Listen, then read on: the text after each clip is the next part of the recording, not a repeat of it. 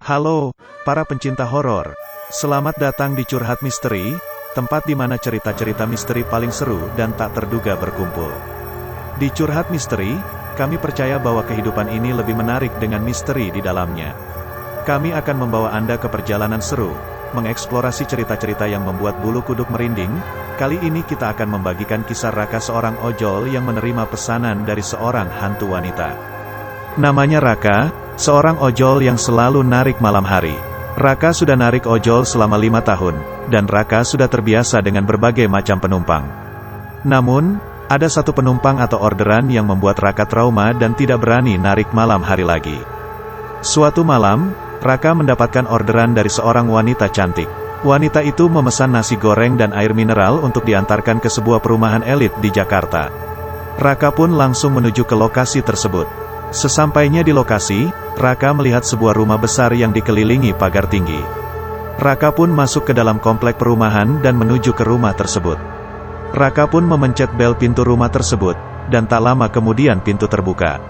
Seorang wanita cantik berdiri di depannya. "Selamat malam," kata wanita itu. "Ini pesanan saya." Raka pun memberikan pesanan tersebut kepada wanita itu. Wanita itu pun memberikan uang kepada Raka. "Terima kasih," kata wanita itu. Raka pun mengangguk. "Baik," kataku. "Permisi." Raka pun berbalik dan meninggalkan rumah tersebut.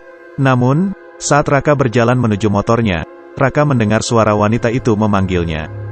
"Raka," panggil wanita itu. "Tunggu sebentar." Raka pun berbalik dan melihat wanita itu berjalan ke arah Raka. "Ada apa?" tanya Raka. "Saya ingin meminta tolong," kata wanita itu.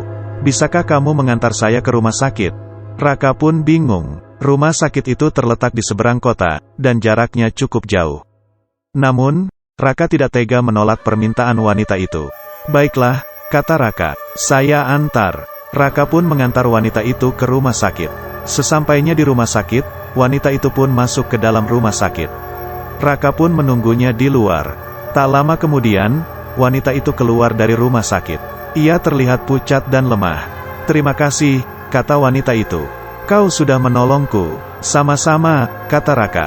"Semoga cepat sembuh." Wanita itu pun tersenyum. "Aku akan sembuh," kata wanita itu. "Terima kasih lagi." Wanita itu pun membayar ongkos untuk mengantarnya dan berjalan menuju mobilnya. Ia pun masuk ke dalam mobil dan pergi, bersama suaminya yang menjemputnya.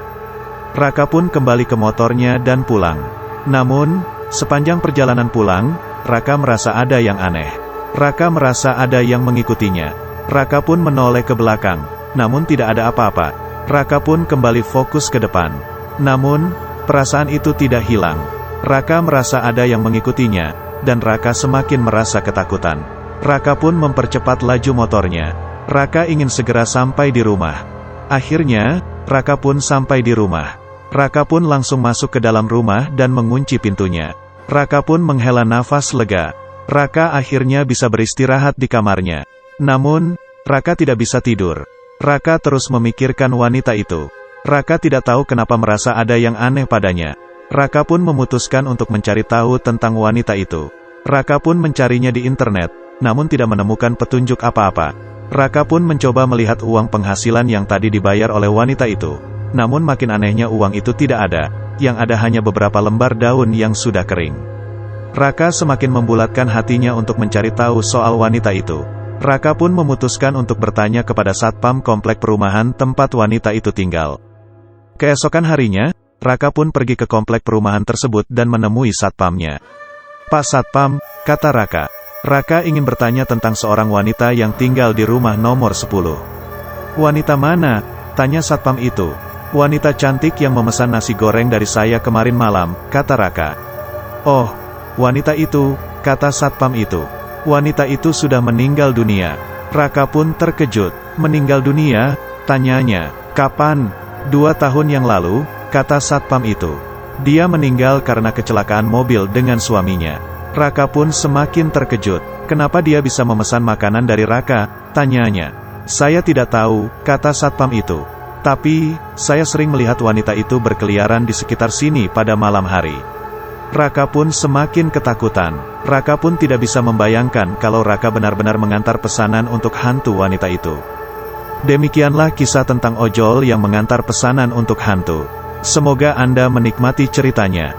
Jika Anda menyukai cerita ini, jangan lupa untuk like, komen, dan subscribe channel Curhat Misteri. Kami akan selalu menghadirkan cerita-cerita misteri yang seru dan menarik lainnya. Sampai jumpa di episode selanjutnya.